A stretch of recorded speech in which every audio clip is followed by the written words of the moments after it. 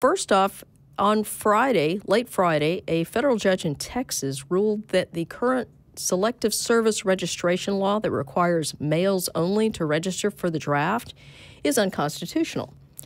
This is the first ruling on that since the 1981 Rosker v. Goldberg case, I believe it was, that said it was that male-only registration was constitutional because at that time women were prohibited from combat roles. Yeah. Which was not exactly true, right, but it was true enough. Right, it was a technical truth, right? Yeah.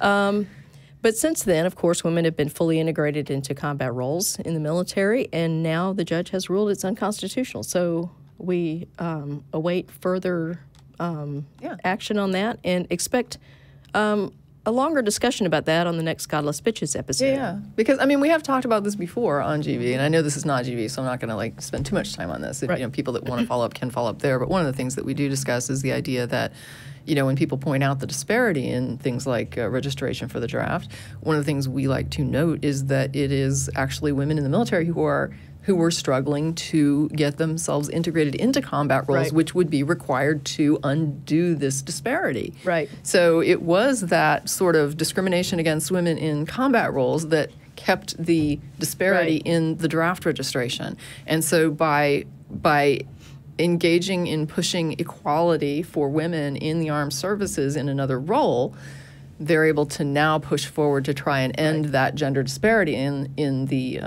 registration for the draft, which is one of the things we like to talk about, is the idea of how discrimination and sexism feeds into harm for everyone.